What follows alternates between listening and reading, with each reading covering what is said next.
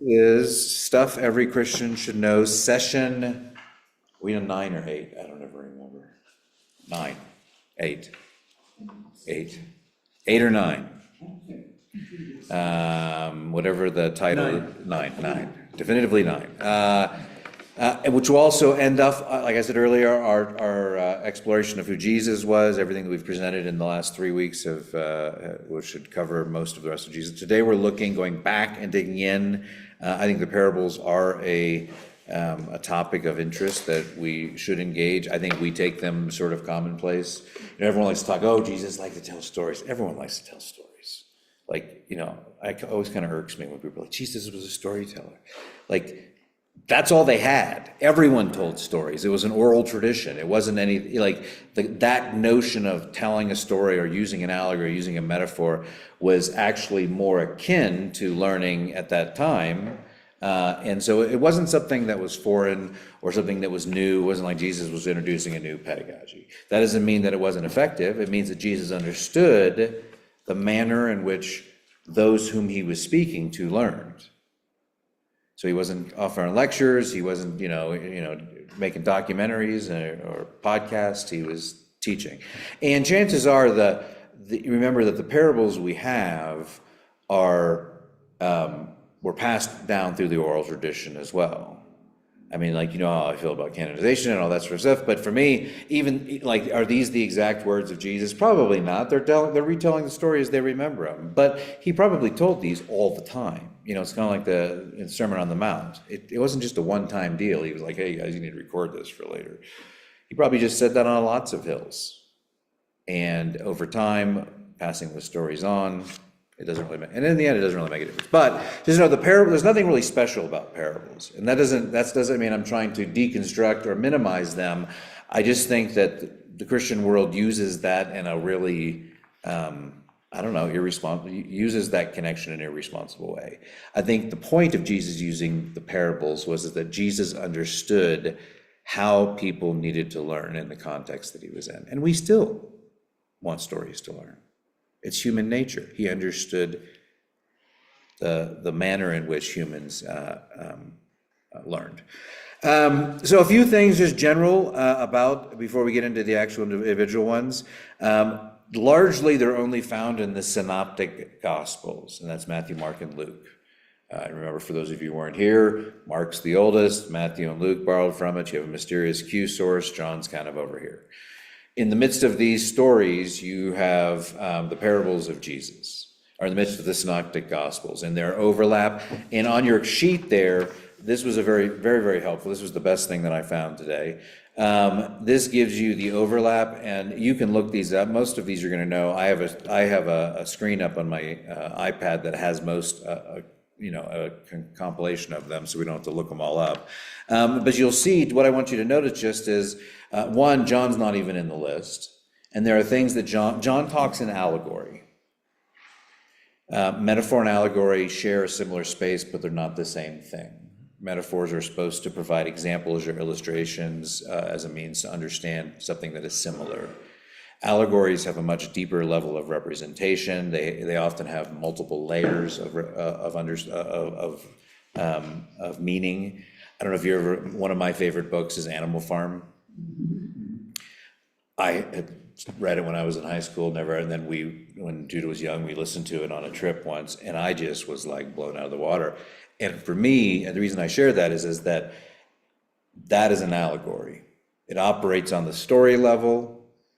It operates on an ideological, political level. It operates on a historical level in the fact that there are characters that are personified in the allegory itself. If you haven't listened to it, it's a great story.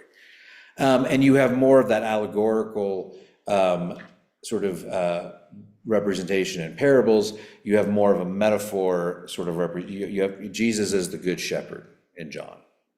That's not a parable. And so, and that's important. Comparisons are not comparisons as a kind of more of a one for one are metaphors, illustrations. I wouldn't say simile, but they're meant to sort of, Jesus is this. And in the framing of John, as he talks about the 7 I am statements, there's a lot of characterization of who Jesus was, but they're not being done in a parabolic sort of way. That's all captured in Matthew, Mark, Luke, and John, and a few other places. And so doing that and understanding that the parable has, and the parable isn't also a full-blown allegory, it sort of sits in between. Interestingly enough, parable, the word parable in Greek and in Latin and all the way through it, that if you trace it to its etymology, if you go all the way back to Hebrew, parable actually points to something hidden, the equivalent would be. So it's almost as if it's a story to reveal something that is hidden. As opposed to saying Jesus is the good shepherd, which is like, Jim's a nice guy. So True. I was talking about my other friend Jim. Oh, Jim Williams. You don't know him. your turn, Jim. You probably think that comment's about you. Any ABBA fans? No. I love Jim. Okay. You're not supposed to have favorites. Sorry, everyone, but Jim's one of mine. You can tell. That's what you say just to get away, so you can pick on him a little. Yeah, but if I did, Jim would be one of them.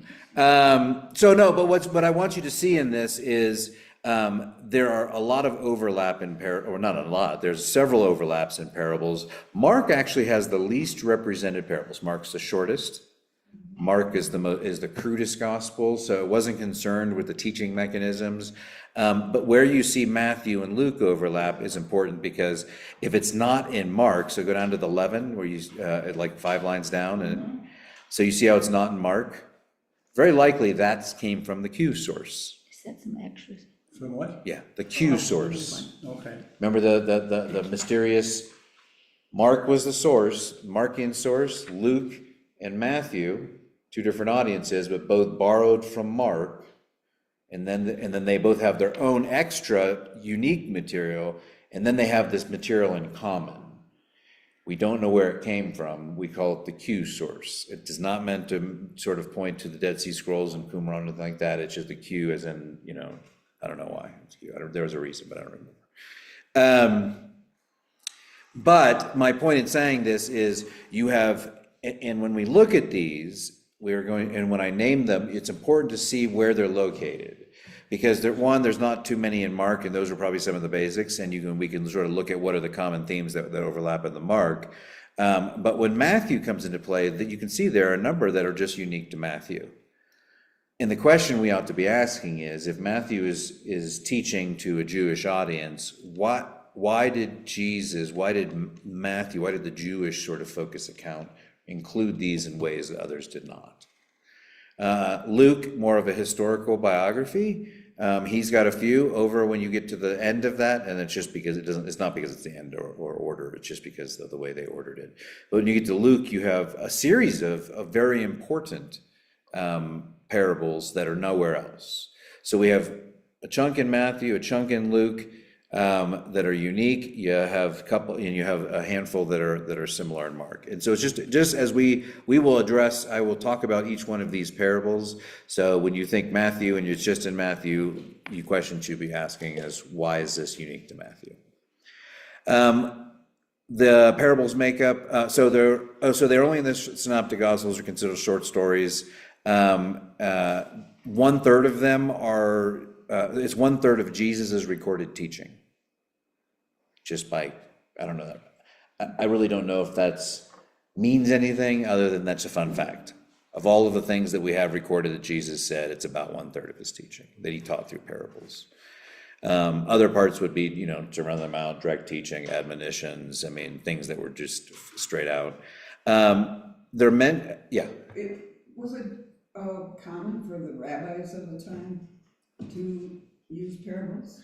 It would have been yes, it would have been common for anyone. And some of the parables that extend back to the Old Testament. So there's imagery that tie into Jewish culture, in particular, I think more so probably in, when we get to them, I'll point out a couple of the stuff that's unique too, but yeah.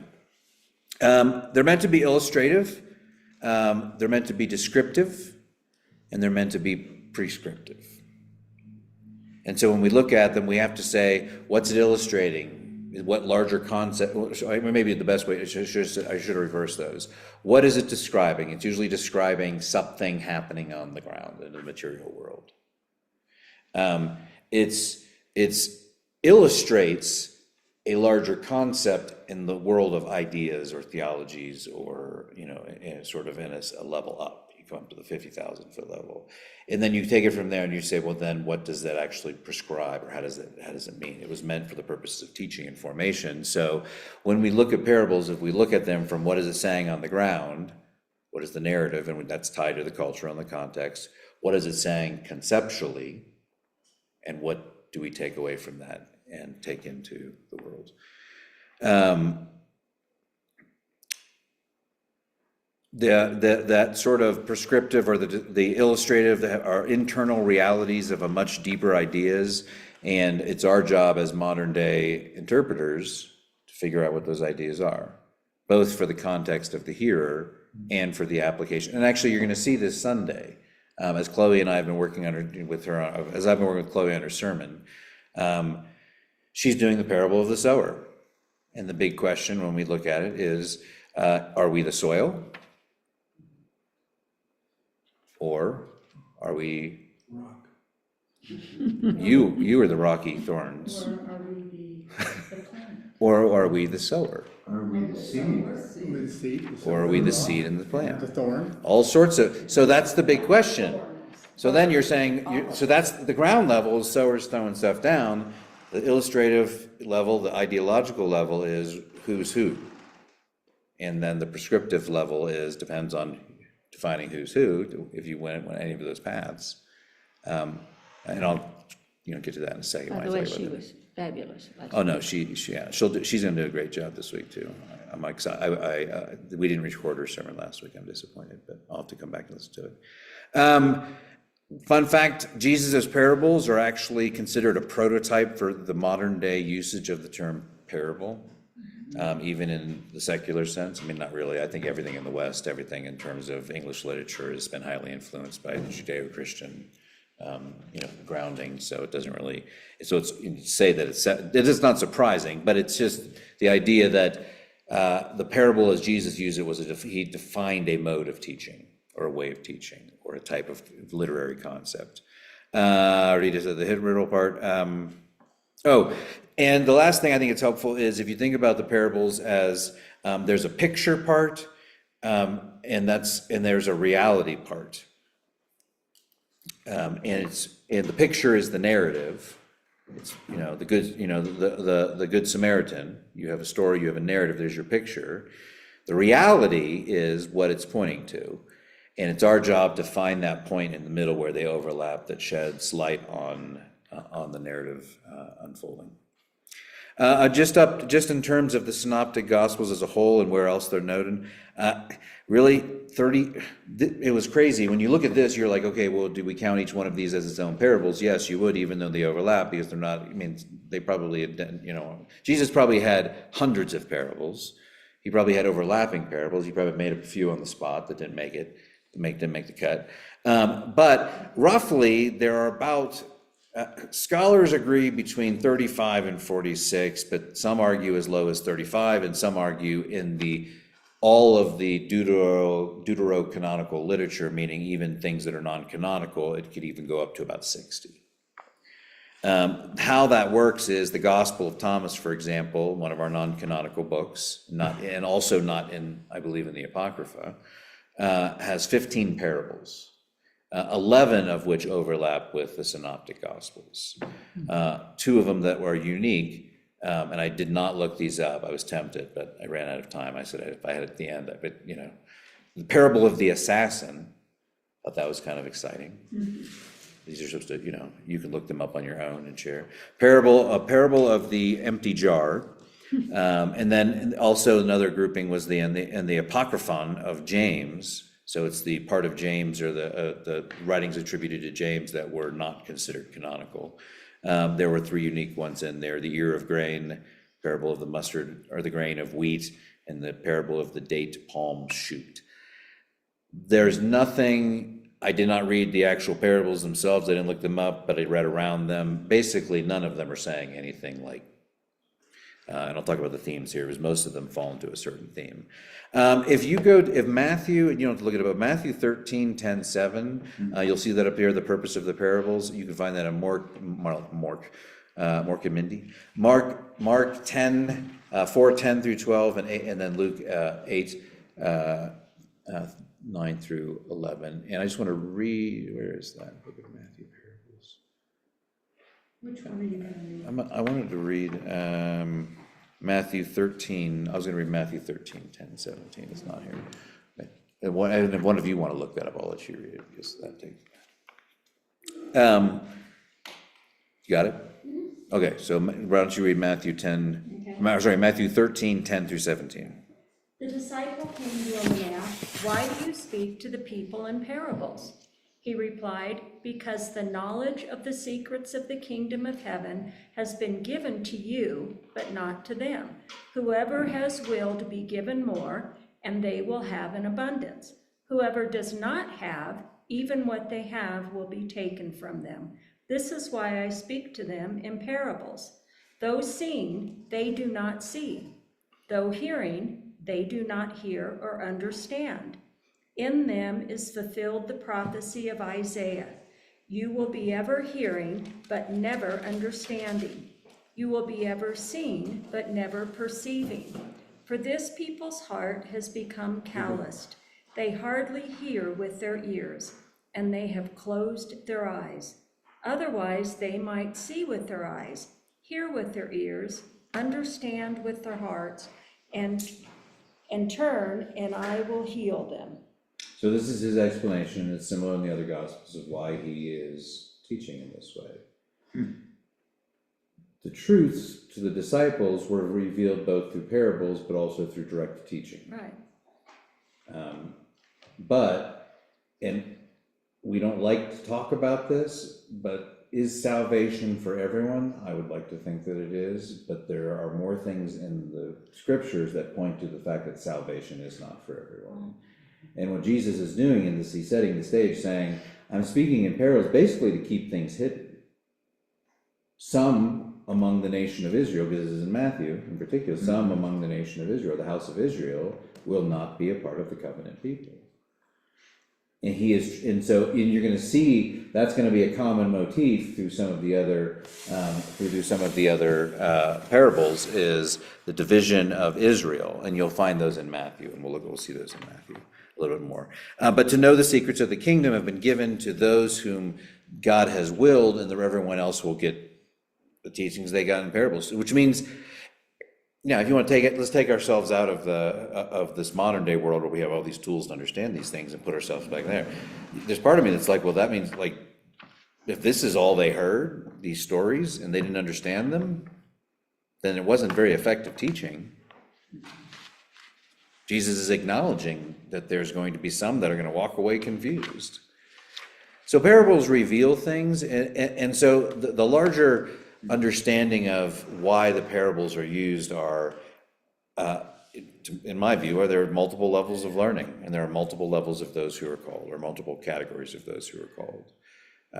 Those who are called, obviously some like disciples who just leave their livelihood and everything and just go and are willing to walk off into strange lands and proclaim this new gospel. There are those, all the way to the present day, those who are in the kingdom who answer that call in a different way. But the idea is that there's a differentiation between those who know and those who do not know, and those who will understand and those who will not understand. And this happens both within the house of Israel. And remember, Matthew, you don't get a lot of like, we're going to proselytize the Gentiles, we're going to share this with the Gentiles. What Jesus did in his early ministry, and what is recorded heavily in Mark, is his ministry to the Jews and his ministry to the house of Israel. He started in that region. He started and he moved to the Judean countryside. He remained in certain areas that were populated with Jews, because he was coming first and foremost for the house of Israel. We really don't get the inclusion of Gentiles other than a peppering or some seeds until Paul, and then Paul blows it off. So, which is why, quite frankly, Catholics aren't huge on Paul. They like Peter, who Jesus gave the keys of the kingdom to, who they believe was the first pope, like 400 years later. So when he says, though seeing, they do not see, though hearing, they do not hear or understand, is he kind of implying that they choose to not? No, I don't think so. I think they just don't have the capacity Yeah. to. Yeah. I They're, think they're that's vessels of wrath created for destruction. And so here's the thing, in the larger picture, if this is God made a covenant with Abraham, kind of what we talked about on Sunday. Can you prop that door, Tom? What's the prophecy of Isaiah? Because he says, in them is the prophecy of Isaiah. In the Ones who Israelites. can't see, can't hear, don't understand. In them is the prophecy? Yeah, in them is fulfilled the prophecy.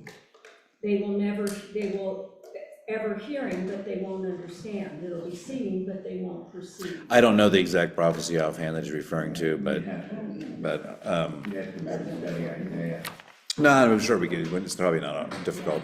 We'll revisit it at the end, and I'm sure we can answer that. So, okay, so themes, you're gonna see these themes throughout. Kingdom of heaven is a very big theme. The juxtaposition of what this new life, this new way of being, this new redemption, which aligns very well with a Jewish understanding of Jews actually don't have a robust understanding of afterlife, and the Sadducees didn't even believe in the bodily resurrection. We often think and project that onto the Jews. They in present day Judaism, they do have more of a concept of some sort of afterlife, but they're far more nondescript and allow that to be a place of mystery, much as opposed to what we do, which we like to. But So this last half of the 15, it implies that it has to do with their heart, not with their capacity. well, yeah, but faith is given to some and some to others. I would say if your heart is also a part of your capacity. I don't think faith is measured out to everyone equally. He's saying their heart has become callous. Right? But I mean, it's kind of like, all throughout the Old Testament, God chose some over the other. Why did God choose Jacob over Esau? That defied because he's defying human order. Why did God choose Isaac over, Ishmael? Because God was choosing his way over human intervention. That's actually most of it. Most of the time, it's humans doing something stupid and God cleaning it up. But you'll see a lot about the kingdom of heaven. You'll see it in both the notion of the mustard seed and the yeast, and the idea that something starts small and spreads. And remember, this is the beginning of this new covenant. This is the beginning of the new church. So he's planting this notion of, you're the very first mustard seed. And now we look at this global religion of Christianity. It's obviously a giant tree. There's a strong emphasis on the value of the kingdom. And again, that's kingdom language that Jews would have understood in the concept of present kingdom, eminent kingdom, lived in kingdom, not necessarily kingdom in the afterlife.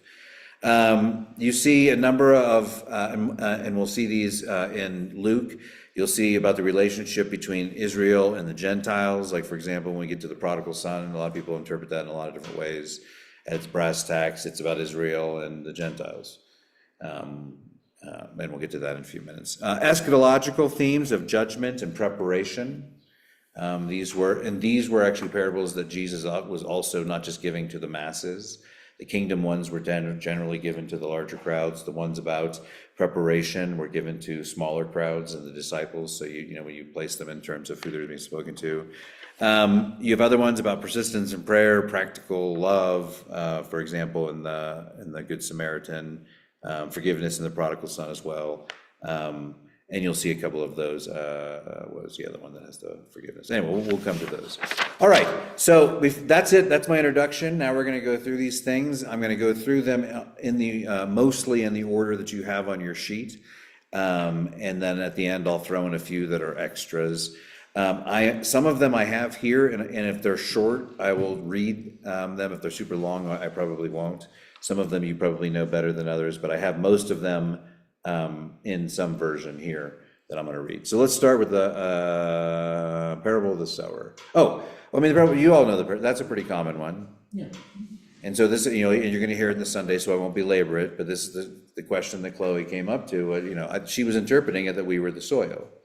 And it was talking about the things in life that choke out our faith. So in her vision of what she was understanding, and probably the way she'll present it, is she was said, we are the soil. And if you look at that from the metaphor of we're the soil, then And I think, and I think that that's a valid interpretation, because it's kind of like, well, what sort of soil am I? But chances are, and the challenge of that, speaking to the church, is if you're in a vacation town on a Sunday morning at 10 a.m., sitting outside in the lawn, you probably are among fertile soil. You're probably not rocky ground, you're probably not the path. So the ability for you to identify with yourself in that is lost. For me, when I look at that passage, I say, well, for me, it's more so like there are lots of types of soil. There is fertile soil. We don't control where the fertile soil is. We should throw it towards fertile soil, but the sower's just throwing seeds. And so for me, it was, and I don't know if she'll incorporate this in, but it was about obedience. We're called to spread seed regardless of what we'll see. Where it's gonna receive. Where it's going to receive is not up to us. It's the work of the Spirit. We're just called to proclaim. You could also understand it that we're the seeds, and that Jesus is the sower, and that we're being spread into hostile territories, or barren lands, or fertile ground, and we don't control those things. And so it becomes an ascending motif. Again, all valid interpretations, but as long as you back your way up and you work through that. So that's the parable of the sower.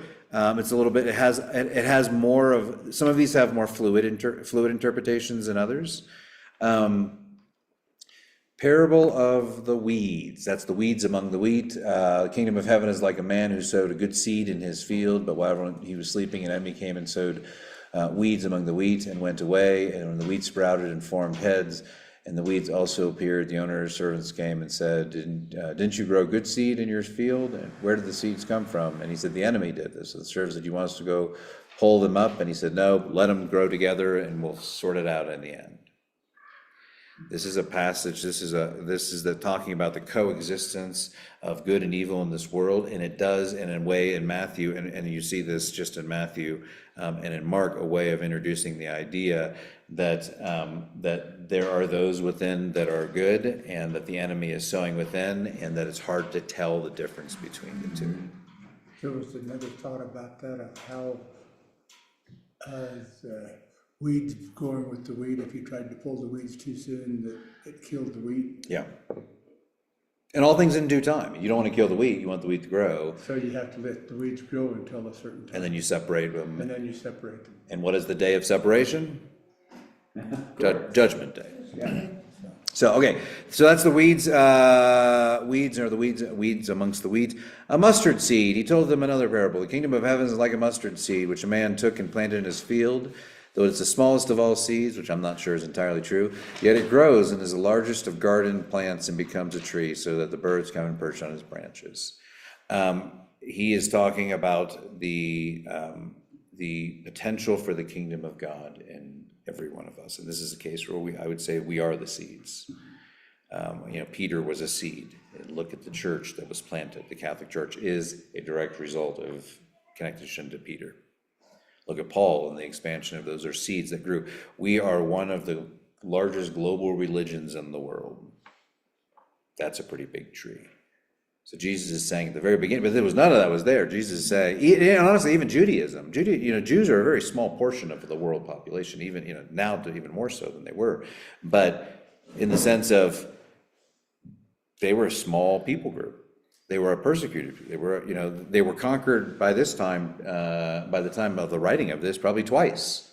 The second temple of the destruction of the second temple. So it's the idea that from these beginnings you will grow. Leaven is a similar sort of thing. Leaven's actually interesting. So the kingdom of heaven is like yeast. The woman took and mixed into about 60 pounds of flour until it worked all through the dough. Jesus spoke of all of these things to the crowds in parables and didn't say anything about it. Leaven. So here's the interesting thing: the notion, the mention of the 60 pounds of flour. Have you ever heard of the 1/60th law of Judaism? That something can be considered kosher if it has if it has 1/60th of it is not. So once you reach the dilution point of 1/60th, something is okay. Say that again. So in other words, if you if you have something that is not kosher mixed into a meal, as long as it is greater than 1/60th, it is considered null. It is considered void. The kosher is 1/60th or the non? The non-kosher is 1/60th or more. Or less. Or like 1/80th, or, can go higher than Because that. I seen the 60 pounds and mixed thoroughly and all that, and I couldn't find what that was. That's referring to the About. law of So 1/60th. then it's so small, it's minute, so it Yes. doesn't count. And it's used as a hack. There's actually Jewish comics that talk about it. That's actually how I first learned it, when watching a Jewish comic. But yeah, because then theoretically you could have like one pork steak amongst a bunch of. Right. And so there's a lot but that is the notion there of the one.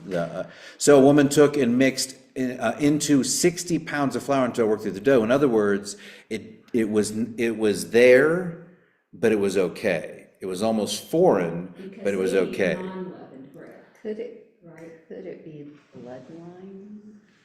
Well, I mean, Jewish bloodlines all Okay. scattered all over the Okay. place. So I mean, David had 1,000 wives and concubines. Chances are, he had relations with all of them. Related to David. Well, Solomon too. I mean, we talk about a dynasty of like, whatever you want to label that. I was wondering where you're gonna go. I'm just saying, there's a lot, to say someone's from the Davidic line is not like, is not as like a far chance as someone expects. I mean, to say that Mary and Joseph, I mean, like, you had 2,000 chances, probably more. But no, I'm sure they traced the lines closer than that. Okay. But what does that mean? The idea, the kingdom of heaven is like yeast, in that it mixes, and so the kingdom of heaven, in the notion, where did I write down? Normally, the consideration is when you have leaven in that amount of bread, that the leaven disappears and is no longer effective. And the kingdom of heaven is like that in the sense of, and this is another place that they think that the introduction of Judaism is saying that that the introduction of something within the larger is not going to poison the larger or destroy the larger, or corrupt the larger would be a better word for it. Still don't see the application today. Oh, today, I didn't, and today, I mean, if you want, I wasn't really trying to apply it necessarily to today. It doesn't really apply, to be quite frank, because the 1/60th means nothing to us. Yeah. But the idea of a leaven of something growing and affecting and influencing the whole batch, even though it's not counted against, I mean, Jews are about to come into a place where all of a sudden all these Gentiles are about to come in, and the fear in that is we're being poisoned, we're being corrupted, and the notion of that yeast or that, that leaven or that, active agent coming in, it does not destroy necessarily, but. And those non-Christians who are in our midst. Yeah, And maybe at the time, maybe, I mean, again, we don't know exactly what all these, we don't know precisely what any of these mean. We're all taking stabs at it. The idea, maybe it is that, but here's the even thing, Jews really wouldn't have been hanging out with. There are other parables that deal with like prostitutes and tax collectors, and so it could have lent itself to one of these isn't going to poison the whole. Okay, hidden treasure. Kingdom of heaven is like treasure hidden in the field. When a man found it, he hid it again, and then went in his joy and sold all he had and bought that field. It's about the immeasurable worth of the kingdom. Some people or some scholars view, typically it's kind of like just sort of the kingdom of heaven is a good treasure, and we want to hold on to it, and we should give everything we have for it. I mean, the very notion of he sold all he had is like the rich young ruler, go sell everything you have. In other words, and it doesn't literally mean you got to sell everything you have and live like a pauper, but it means you need to be able to be willing to be detached from everything you have. And that is true detachment from this world, to say that that doesn't make a difference. And I think that we, in this day, have all sorts of challenges around retirements and preparation. I think our trust is not in God for our welfare and retirement. I think the vast majority of the affluent Western world, kind of what I said on Sunday, I've never said bougie in a sermon before, so it just came out. But that idea that we trust in ourselves and that. But that you're willing to get rid of all of that for the sake of the kingdom. It is a little, it has a little bit of a, like, it goes against the idea of sort of hiding something and then coming back for it. But again, Jesus is speaking in parables. And it probably taps into some idea that if you do find something of great wealth, you don't want to get it stolen. You need to go hide it someplace until you are prepared to, until you can actually properly own it. But if they found a horse running around, they would have hidden it until they had a chance to somehow figure out how to claim it or so. The idea is that it's so valuable that you're not going to just walk away from it. Hidden treasure. Oh, and then the other interpretation of it that I found interesting was that that Jesus is that the one? Oh, the Jesus is the man who is buying it, the field, and the field is the kingdom, is the world, the cosmos. So if you read in that regard, the king, where is it?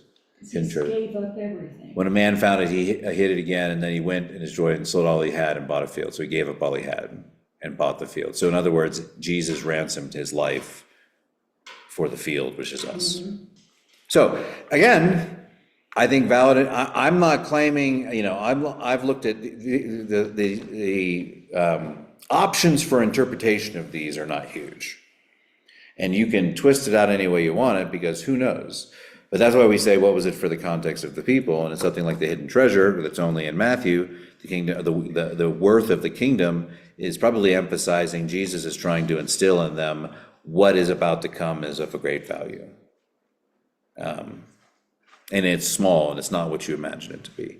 Parable of the pearl of great price. Again, the kingdom of heaven is like the merchant for fine pearls. When he found one of great value, he went away and sold everything he had and bought it. Hidden treasure and a different foil. The net. The kingdom of heaven is like a net that was let down into the lake and caught all kinds of fish. When it was full, the fishermen pulled it out on the shore, and then they sat down and collected the good fish in the baskets, but threw the bad ones away. This is how it'll be at the end of ages. Angels will come to separate the wicked from the righteous and throw them in the blazing furnace, where will be weeping and gnashing of teeth. Very vivid, very vivid. That is That- substantiating that not everybody is going to get salvation. Yeah. I mean, and there's lots of things. I mean, I don't know necessarily if Jason Me ascribes to the idea of the 144,000. That's just like way too low. Like if that's the case, I'm probably not going to make it. And quite frankly, if I'm not going to make it, then you all are really in trouble. So I don't ascribe to that. And I think the notion of every knee shall bow is that those who have faith will be revealed in the end. But I think that there are plenty in the church. I mean, I think there are lots of people who say conversion prayers. There are lots of people who tinker with church. There are lots of people who go to church faithfully every week, but their hearts are not changed. So, but that's not for us to judge. That's the beauty of it. None of us have to judge. So, kingdom of God in the present age, judgment. We'll go down to the lost sheep. This is found in both of them. If a man owns 100 sheep, one of them wanders away, will he not leave the 99 in the hill and go look for the one that wandered off? And he finds it, I truly tell you, he's happier about the one sheep than about the 99 that did not wander off. In the same way, your Father in heaven is not willing any of these little ones should perish. This is an indictment on Israel to care for people. That the Jews, they set a standard of practice, and those who didn't adhere to that, they were like, you're unworthy. When they talk about prostitutes, those weren't Gentile prostitutes they were talking about. Those were Jewish. Tax collectors are Jewish. And so those of a different strata of society. And when he says little ones, he's not, yes, that could be understood as meaning like children, but the diminutive, it probably is more so related to those who are poor in spirit. Those who are weak, those who are, the little one that wandered off, the little one is estranged, the little one who's no longer. Well, this gives me encouragement in that when I fall, when I make a mistake, Yeah, that there's a good chance the good Lord will come after me, of course. So, But you probably don't even need the good Lord to come back to, because you have the Spirit in you, which leads you back to the Lord, well, as long as you're not unrepentant. as long as there's no natural. Then I'd like to see you after class. Parable of the unforgiving servant. We've dealt with this a little bit in times past. This is a longer one, so I'll just summarize it. He begged, basically, someone owes money to a king. He goes and he says, "Be patient on me." He gives mercy to him, and then he goes out and doesn't show that mercy. And then he gets pulled back in and is given the riot act. And it ends with, "This is how your heavenly Father will treat each of you unless you forgive your brother or sister from your heart." And again, this one, the unforgiving servant, is only in Matthew, so he's talking to Jewish leaders. This makes a difference. So he is saying that the grace that God bestows you needs to be extended beyond, which is exactly the opposite, the sort of, ethos of the Pharisees and the Sadducees, which were all about holding people to standards that they could not reach, and tying them to that sense of justification. So that's the unforgiving servant. Parables of the labor in the vineyard. Oh no, what's next? Two sons. Two sons. These aren't in order. I had two sons. The first, he went to the first and said, "Go and work in the vineyard today." "I will not," he answered, but later he changed his mind and went. This is also where the story of the baking the bread with the duck and the cat and the dog that say no, they won't help the chicken make the bread. You know that story? Yeah. This is sort of the same thing. I think that's probably based on this. "I will not," he answered, but later he changed his mind and went. Then the father went to the other son and said the same thing, and he answered, "I will, sir," but he did not go. Which of the two did what his father wanted? "The first," they answered. Jesus said, "I truly tell you, the tax collectors and prostitutes are entering the kingdom of God ahead of you. For John came to show you the way of righteousness through repentance." That's me adding that. "And you did not believe him, but the tax collectors and prostitutes did, because they were in a place of, recognizing their sins and knowing their brokenness. And even after you saw this, you did not repent and believe." So after the Pharisees see this act of repentance, this true, even if they were prostitutes and tax collectors, they were still Jews. They were still raised within a system. They still understood the atonement. They just felt unworthy. They were poor in spirit. So in this version, the first son are the outcasts. The second son are the religious leaders. And Jesus is basically saying another way, the first shall be last and the last shall be first. It's the upside down kingdom. It's not what you expect. What are we at next? The tenets. The tenets, this one's a little long. "There was a landowner who planted a vineyard. He put a wall around it, dug a wine press, built a watchtower, ran the vineyards, blah, blah, blah. When the time came to harvest, he sent his servants to the tenants to collect his fruit. The tenants deceived his servants. They beat one, killed another, stoned a third. He sent another servant to them, more than the first time, and the tenants treated them in the same way. Last of all, he sent his son to them. 'They respect my son,' he said. But when his tenants saw his son, they said to each other, 'This is the heir. Come, let us kill him and take his inheritance.' So they took him and threw him out of the vineyard and killed him. Therefore the owners of the vineyard come. What will he do with those tenants?" "He will bring those wretches to a wretched end," they replied. "He will rent the vineyard to other tenants who will give him his share of the crop at the harvest time." Jesus said to them, "Have you read this in the scriptures? The stone of the builders rejected has become the cornerstone. The Lord has done this and is marvelous before our eyes. Therefore I tell you, the kingdom of God will be taken away from you and given to a people who will produce its fruit. Anyone who falls on the stone will be broken into pieces. Anyone who falls on it will be crushed." When the chief priests and the Pharisees heard this parable, they knew that Jesus was talking about them. So, who are the servants going to check on the tenants? Anyone? Who were the servants? Yeah, who are the servants? He's talking. The disciples weren't even around yet. They were in the midst of this. So he's talking to Jewish leaders. So the servants are the prophets. Yeah. He sent them, and they seized him, they beat him, killed him, stoned him. He sent other servants more than the first time. They treated him the same way. And then he sent his son, and they did the same thing. He's talking directly to the Jews. So he's saying that you rejected, and then he's saying, and this is and the language in that is important. Therefore I tell you, the kingdom of God will be taken away from you and given to a people who will produce its fruit. We're the people. We the people. So there you go. So it's an admonishment. It's also called the wicked husbandman. And obviously Jews probably hate that passage, but that's the tenets. And the tenets actually is in all three. What's next? The wedding feast. Where is the wedding feast? Did I pass it? What's the wedding feast? 222. All right, wedding feast. The kingdom of God is like a king who prepared a wedding banquet for his son. He sent his servants to those who had been invited to the banquet to tell them to come, but they refused to come. And I'll just give you a heads up, the people he's inviting, who do you think they are? The Jews, very good. He sent some more servants. You see the motif again, prophets calling, to tell those who have been invited that they have prepared my dinner, my oxen and fattened calf have been butchered and everything is ready. Come to the wedding banquet. And the wedding is the culmination of Christ and the covenant people. But they paid no attention and went off in one of his fields, another business, blah, blah, blah. The rest seized his servants, mistreated them, and killed them. Again, same sort of as last one. The king was enraged. He sent his army to destroy those murderers and burn their cities. And then he said to the servants, the wedding banquet is ready, but those I invited do not deserve to come. So go into the street corners and invite to the banquet anyone you find.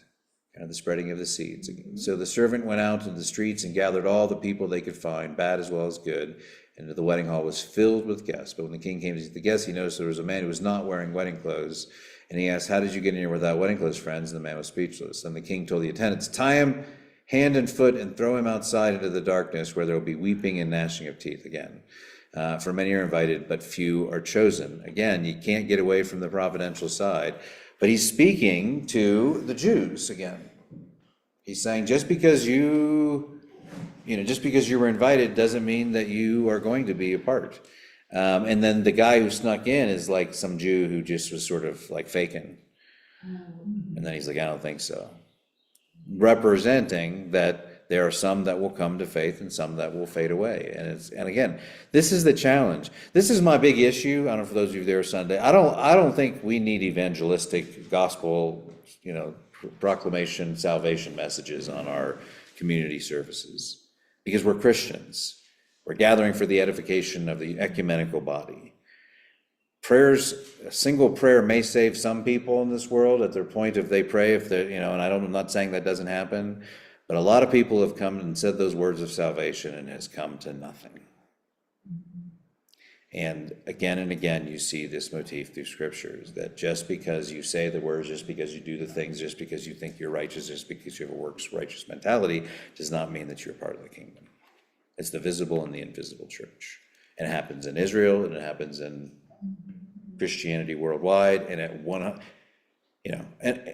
as an aside, I'm in a place where I wrestle with this as a theologian and a pastor. Like, I look at my life, I've said this before, I look at my life and I'm thinking, like, I'm suffering for Jesus. Look where we live. Are we called to live cushy lives? Or, maybe the reason the kingdom hasn't come is because, the reason that the Christianity is spreading through the Southern Hemisphere is because we filled our lives with the idol of money and wealth and power and comfort and security. What do we have to trust Jesus about? Well, like you said, we see dark. You see darkness, not light, when you look at us. So. Yeah, not you. Not us, but. Well, maybe you. Well, Maybe Jim. Yeah. Oh, yeah. It's spreading. A little yeast. See, we haven't even reached 60, and it's already. Just to let you know, I looked it up. What is it? Oh, yeah. Going to heaven. What's that? If 144,000. Yeah. And the 8 billion people that are in the world today, it's 0.0018%. Yeah. It's not going to be me. Yeah, 0.00. Which is. I live in the hope, but we could be wrong. Chosen. Those 144,000 have already been chosen. Yeah, we don't have to worry about it. Stand a chance. Well, in Calvin, and in Calvin's Institutes, he actually just says we live in such a way as if we were the chosen, Yes. and we trust.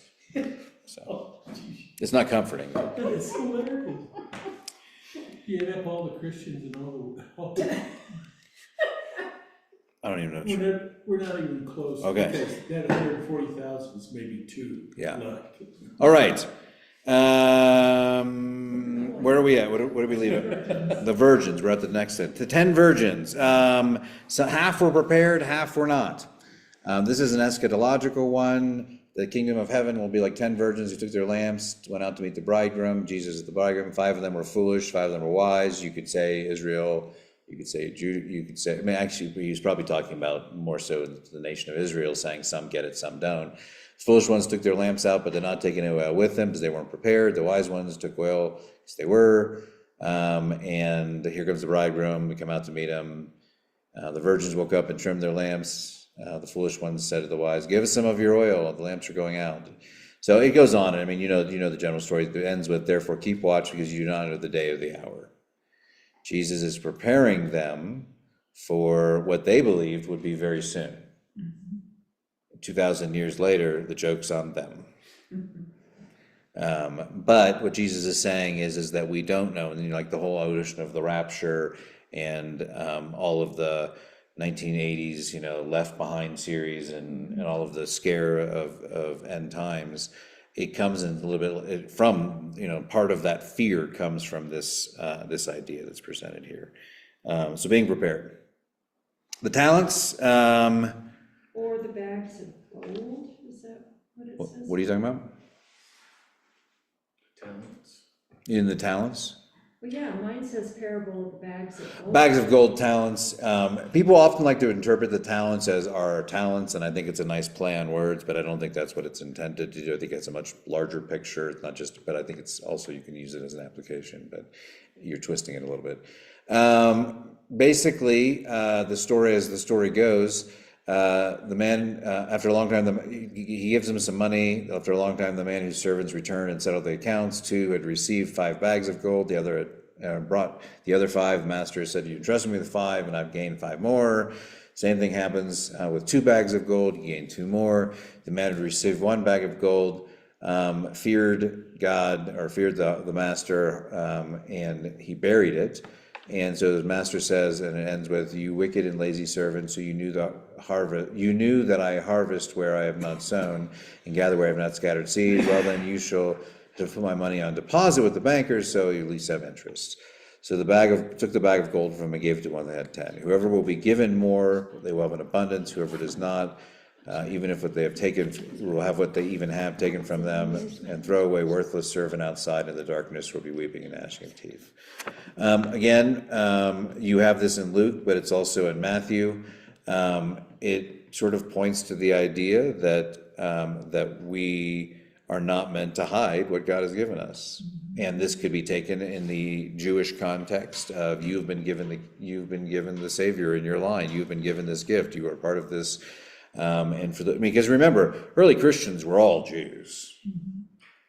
I like to call Christianity, the early Christianity was really Reformed Judaism or Revised Judaism or a New Judaism, and eventually became, separate itself, became more focused in its language on Christ. But it's about stewardship, managing, it's about God giving us blessings, and at the end it flat out says, too much is given, much is required. For whoever has been given more, they will have more in abundance, and you'll be rewarded for that.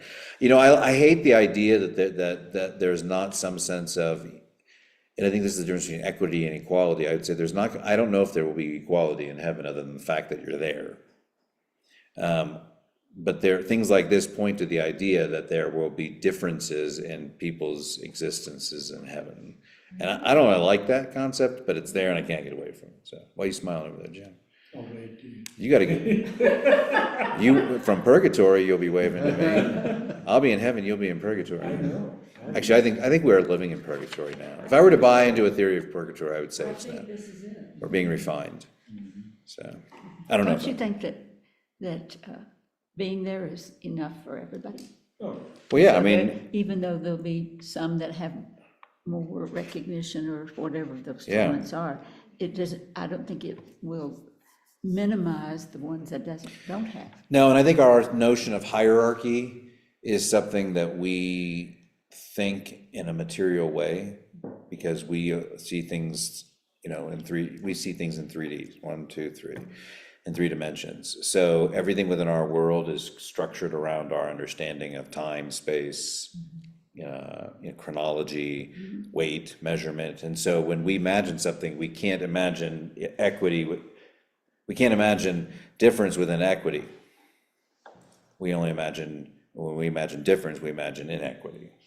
But to some extent, the criminal on the cross is making his way into some form of paradise, unless paradise is like purgatory or something, but we don't really know. But I know he made it in, and he didn't say any sinner's prayer. So, and I'm not downing on a sinner's prayer, just to be clear.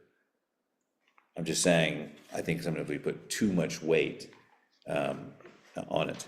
So that's the parable of the talents. Parable of Good Samaritan, I love that one. Generally, love your neighbor. I'm not gonna, you all know the story, you know, a priest comes by, a rabbi comes by, basically all the people who think they're righteous go by, and then who comes by? The very person that they hate.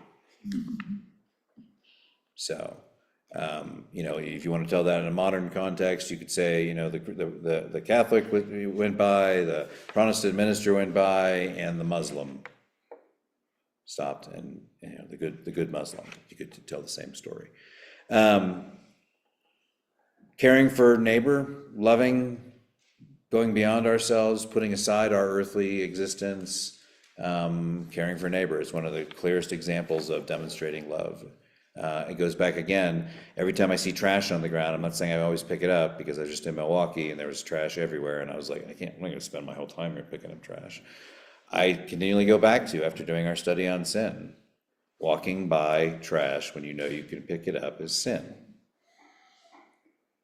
Depends on where you find it.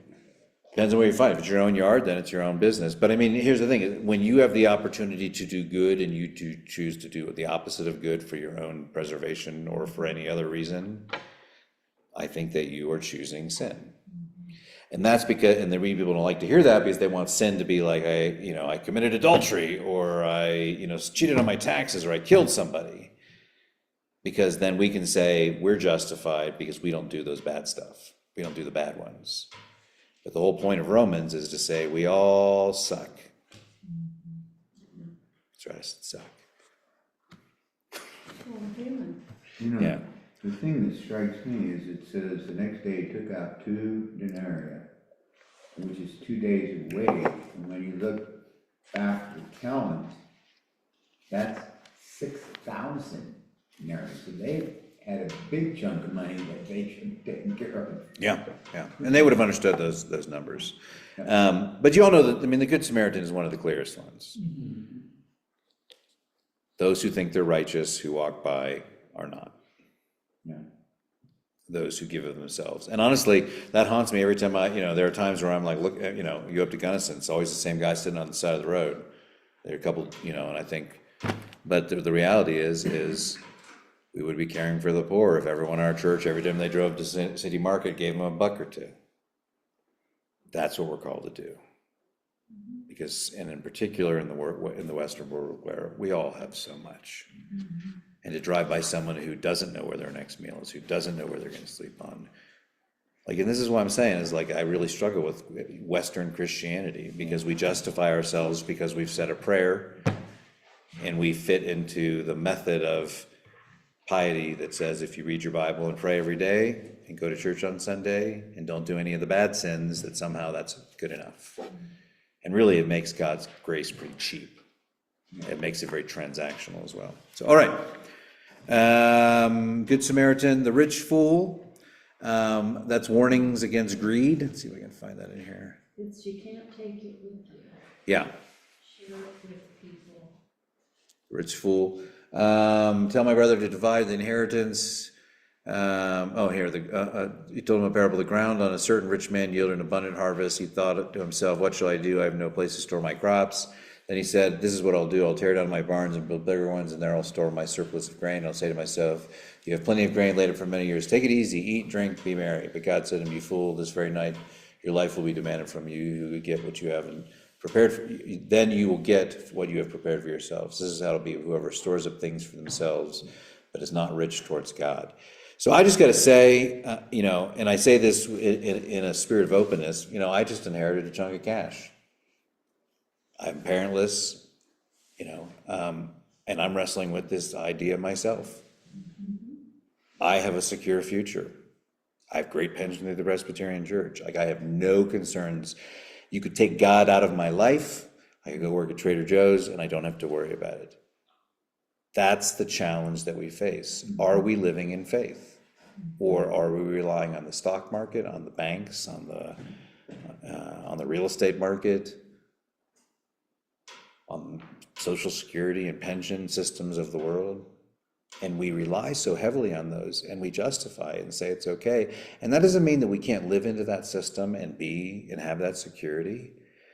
But again, when we see that guy sitting on the side of the road at City Market who has no security, he doesn't know where his next meal, he doesn't know where he's more like a disciple in terms of what Christ called to. And here we are. And if we're not wrestling with that, if that's not if the Holy Spirit isn't poking us when we see that, then we're not living into discipleship. We should be pained every time we see it. We should feel called to do something. Like it should eat away at us. It's kind of eating away at me. So Yeah, I remember I was one of the IBM executives with the United Way, and we started talking about charity and helping people and everything. And I made some comment, when I see those people sitting on the side of the road, I'm tempted to give them some money, but I know they're just gonna buy alcohol. So? And this young lady said, really? God doesn't ask us to make that judgment. No. That's between them and God. He Yes. says you need to give them the money. And I'll also say that's the same spirit that we ought to give with the church. Yes. And so many people give to the church and they're like, well, if the church isn't doing what I want it to do, then I'm going to not give my money to the church, or I'm going to get, but it defeats the whole notion of it. If you trust the church, if you trust me, if you trust the elders that we're going to use, then it shouldn't be, I'm only going to give if I'm happy, because then we're giving as a transaction. I'm happy with here, I'm getting good sermons, I like it, I'm going to give. Not everything I've been given from God is God's, and I do this out of obedience. Jen, are you saying give to that man or be sensitive to give to that man? Are you Both. saying give to him? I'm saying Are you you telling each of us to give to him? I'm not telling you what to do. That's between not. you and Okay, God. okay. I would never tell you what to do. Okay, But I can tell you that if you drive by that man and compassion strikes your heart and you don't follow that, then you are ignoring the Spirit. Not you personally. that's what I was getting at. Yeah. I know someone who told me to not give. He was homeless.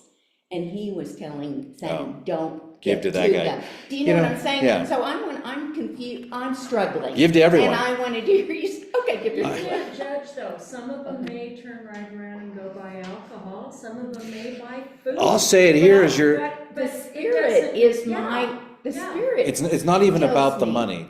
That guy's Yes, gonna, It's not money giving. It's giving what the Spirit leads you to Yes, I give. think And for it's, me, it is never money. your dollar is not gonna make or break that guy's day.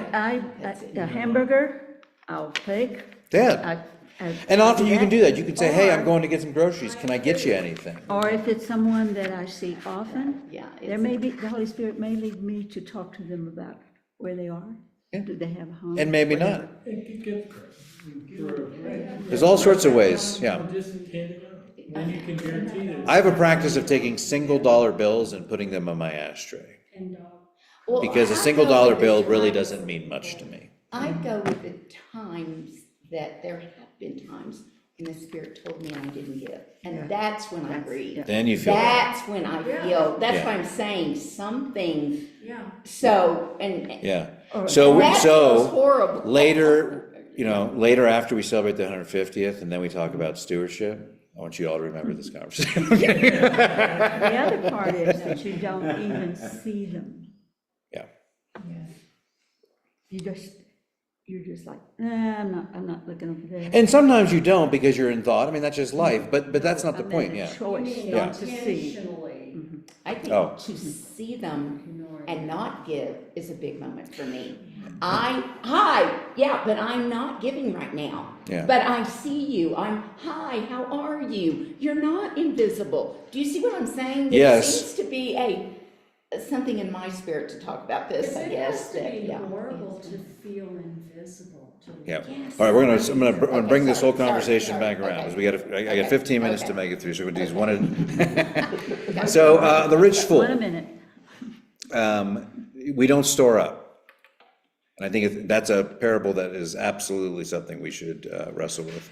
The barren fig tree, a man had a fig tree growing in his yard. He went to look for fruit on it, but did not. So he said to the man who took care of the vineyard for 3 years now, I've been coming to look at this fruit on this fig tree and hasn't turned any, cut it down. Why should I use the soil? Sir, the man said, leave it alone for 1 more year and I'll dig it out and fertilize it. If it bears fruit next year, fine. If not, then I'll cut it down. It has echoes of Sodom and Gomorrah.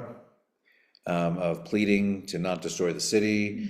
It has echoes of God's mercy. It represents, along with of the narrative of Sodom and Gomorrah, of God being willing to change his mind and God being willing to show greater sense of generosity. So the parable of the fig tree is grace for those throughout time and faithfulness. Give people time in due time and see what produces grace. Not everyone is on the same path. So, yeah, patience. The wedding feast, similar to, Barren fig tree. what's that? Oh, we- No, why is that listed twice at 14? The wedding feast, is that a different wedding feast? 14, 7 to 1. It's a different verse in Luke. 14. Here it is, parable of the uninvited guests. It's just different names. When you notice how the guests picked the places of the place of honor, he told this parable. When someone invites you to a wedding feast, do not take the place of honor, for a person more distinguished than you may have been invited. If so, the host who invited you will come and say to you, give this person your seat. And then humiliated, you'll have to take the least important place. But when you are invited, take the lowest place, so that when the host comes to you, he'll say, friend, move up to a better place, and you'll be honored in the presence of the guests.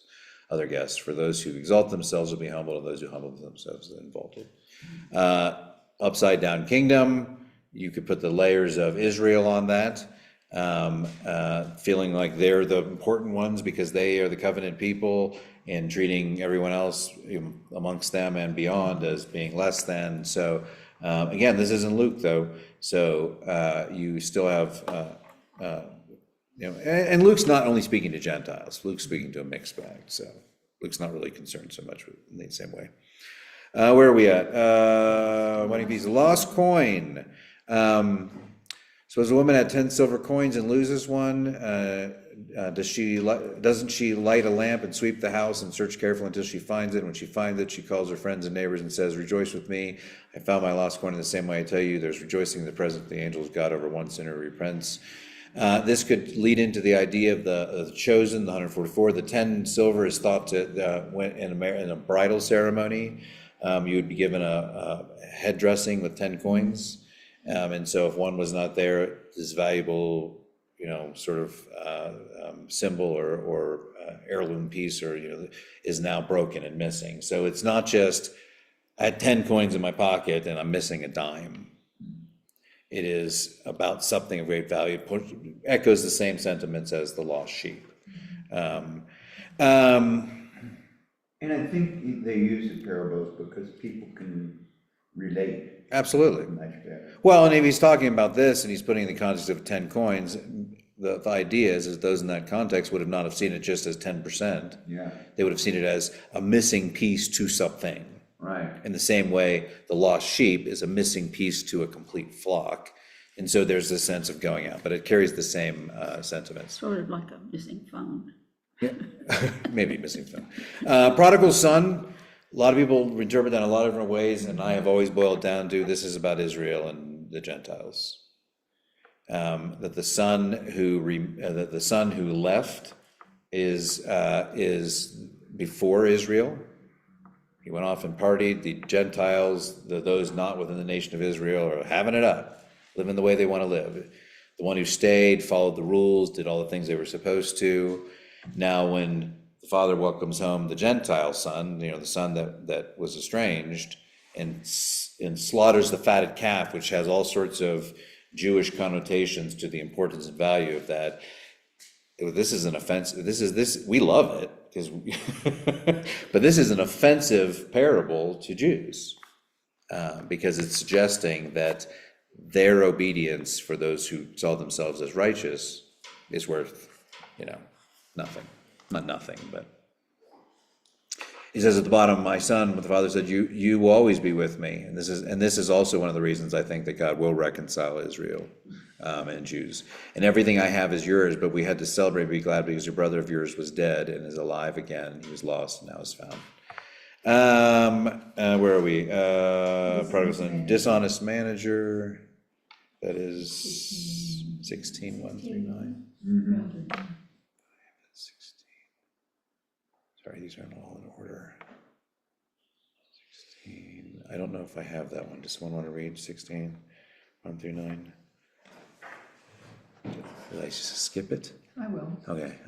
He also said to the disciples, "There was a rich man who had a manager, and charges were brought against him that this man was wasting his possessions. And he called him and said to him, 'What is this I hear about you? Turn in the account of your management, for you can no longer be manager.' And the manager said to him, 'What shall I do, since my master is taking the management away from me? I am not strong enough to dig. I am ashamed to beg. I have decided what to do, so that when I am removed from management, people will receive me into their houses.' So, summoning his master's debtors one by one, he said to the first, 'How much do you owe my master?' He said, 100 measures of oil. He said to him, 'Take your bill and sit down quickly and write 50. Then he said to another, 'And how much do you owe?' He said, 100 measures of wheat. He said to him, 'Take your bill and write 80. The manager commended the dishonest manager for his shrewdness. For the sons of this world are more shrewd in dealing with their own generation than the sons of light.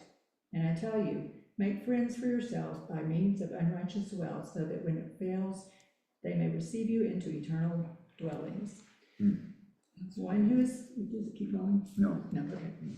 It's confusing. I preached a sermon on this last year, maybe.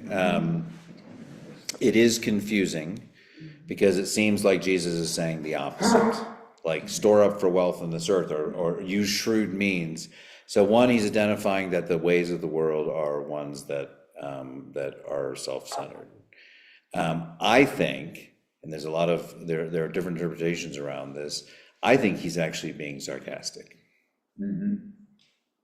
I think that he's not really saying use earthly means to store up treasure for yourself. Now, saying that, with the last part, can I see the passage there? I need to, the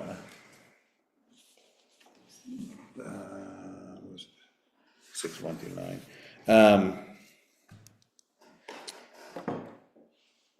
Sons of the world are more shrewd in dealing with their own generation, the sons of light, meaning, those who follow Christ. I tell you, make friends for yourself by means of unrighteous wealth, so then when it fails, they may receive you into the eternal dwellings. That doesn't make any sense in terms of, and so to read it in such a way, this is where, I have a theory that there's a lot of sayings that Jesus sort of said shrewdly, sarcastically. I do not think, one, that he's telling them to make me friends of unrighteous wealth. If he is saying this in a serious way, he's not speaking to his disciples. He's speaking to those who would not receive redemption. And he's saying, you're not going to make it, so you might as well store up some of your earthly. The parable of the dishonest manager is probably the most confusing parable in Scripture. I don't have time to go into it today, but if you're interested, I could be happy to direct you to the sermon where I unpack the whole thing in about 20 minutes or so. I'd like that. Okay.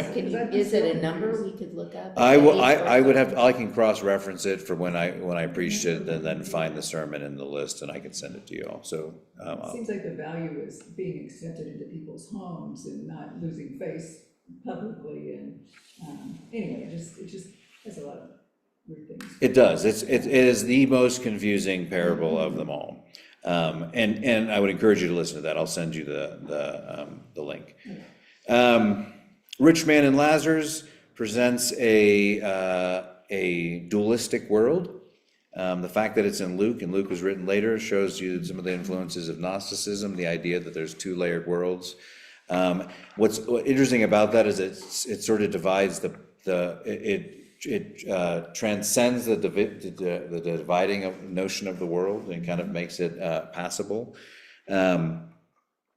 The Rich Man and Lazarus emphasizes the fact that when you leave this earth, there's no changing those results. That even though in this parable it portrays the idea that there's conversation happening in these two different realms, that we have no evidence beyond things like this that we would even suggest that. But the takeaway is that where you are is where you are. Where you end up is where you end up. Once you land there, there's no takebacks. There's no go back to the gate and get a refund. No Purgatory. family. Unless you're in purgatory. You're waiting to see. The family persistent widow, I got 4 minutes to do these.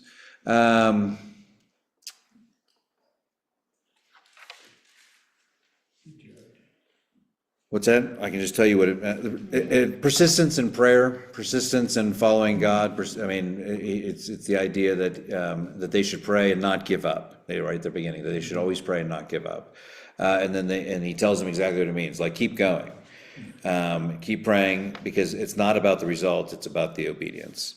Pharisees and the tax collector. This is when the Pharisee stood by himself and prayed, and in a very haughty way, looked like, I'm not like the robbers, evildoers, adulterers. And I fast twice a week and give a tenth of all I have. But the tax collector stood at a distance. He wouldn't even look up to heaven, beat his breast, and said, God, have mercy on me, a sinner. Which is also where the Jesus part comes from. I'll tell you that this man, rather than the other, went home justified before God. And so this is, again, looking at the condition of the heart and the contriteness of the heart and the humility of the heart. There are 4 other loose parables that are out there that I want to throw in. The parable of the lamp, and that's in Matthew 5, 14 through 16. But that's like letting your light shine, similar to the idea that a little light goes out, the seed goes out there, that notion of the kingdom being built, that's that kingdom motif. Don't cover your light with a bowl. Don't cover your light with a bowl. Yes, let your light shine. Speck and a log in Matthew 7, 1 through 5. One of my favorites, because people like to throw it around. It's like the pot calling, hey, it's a pot calling the kettle black. Hey, pick the speck out of your log out of your. Log speck is not the point. The point is that there is never not something in our eye. We often use that to say, well, I don't do this, so I can say this about that. I'm not stealing things, so I can judge stealers. No, we don't judge those who steal any more than, even if we don't do that, even if we don't steal, we don't judge those who commit adultery, even if we don't, because we're all sinners. This goes back to, again, the universal, ubiquitous nature of sin. In Matthew 9, 16 through 17, you have the old cloth, new cloth, and an old garment, fulfillment of prophecies, new covenant, new cloth, the idea that Jesus came to fulfill the old covenant, not to abolish it, that there is a new church that's being built. So again, sort of that prophetic notion of God's kingdom. And the last one is a divided kingdom in Matthew 12, 24 through 36, that if any kingdom division will not succeed. Again, this is to Matthew, so a kingdom here will be overthrown. A kingdom here to overthrow. The kingdom here is not to overthrow or to empower, but it is to flip the narrative upside down. It's to fulfill. And so he's essentially setting in all those verses, mother, father, all those against verses that we see. It's the same sense of idea. Yeah. Why not the sheep and the goats? Well, you mean why is that not included? Yeah, because it's one of the greatest, I think, parables he said. I don't know why I don't have that listed on here. Because, that parable of all parables, I think. Where is tells it? us Matthew 25. I will separate the king at the end of the Is it, book will maybe, separate. I don't know if I saw that on any list, now you say. Maybe it's not considered a parable. It's gotta be, because he's. Is well, the maybe it's not, sheep because the king and tells the him, goats feed the a hungry people, or, parable? more, whatever. And then he tells those who didn't do. Oh, there you go. Okay, so last one, there you go. Sheep and the goats, go back to the division. And here's the thing, we're all, people define parable a little differently. If we're going from 33 to 60 parables, obviously there's not, I haven't covered every single, Sure. Quick question. but I did cover a lot in 90 minutes. Which parable was Jesus known for explaining? I remember learning once that he never explained his parables except there was one. Sower. He and hopefully Chloe will draw your attention to that, but he introduces it, he says what's happened in sowing it, and then he says, those who have ear, let them hear. And then, and again, my contention on that verse is that Jesus is slapping the Pharisees the center of that is those who have ear, let them hear, meaning those who are on these fallen grounds they can't hear. But the bigger issue we have to wrestle with all of that is those who can't hear. Not everyone comes to salvation. We proclaim faithfully and out of obedience without concern about transformation, because that's not our, so. Well, hopefully this was helpful. If nothing else, it's an overview. It just gives you a structure. Again, there's no one way to interpret a parable. There are probably more faithful ways than other ways. There are, ways that you can, I think there's a tendency in our Western culture, and it comes from evangelicalism, to take parables and make them metaphors of our daily lives rather than parables of that, again, that illustrative, that ideological side. Parables point to this, and then we have to then take this and say, how does it fit within the world that we live in? Not just giving an example, not just giving, but actually finding the way that, and these deal with changing your heart, these deal with new realities, they deal with judgment, they deal with repentance. They're there to form and shape. But again, remember, most of these things are being, probably 99% of the people Jesus taught never came to salvation. Billy Graham had a better. I don't know, maybe Jesus had a better rate than that. I don't know what the percentage is, but my point is, it's well noted that many fell away. It's well noted that the disciples were practically alone, out of all of the people Jesus healed and spoke to. But one out of his 12. And even one out of his 12. And Jesus was alone Yeah, before he died. yeah. So. Yeah. All right. Next week, we'll dig into the epistles. So that's it for this week. Thank you.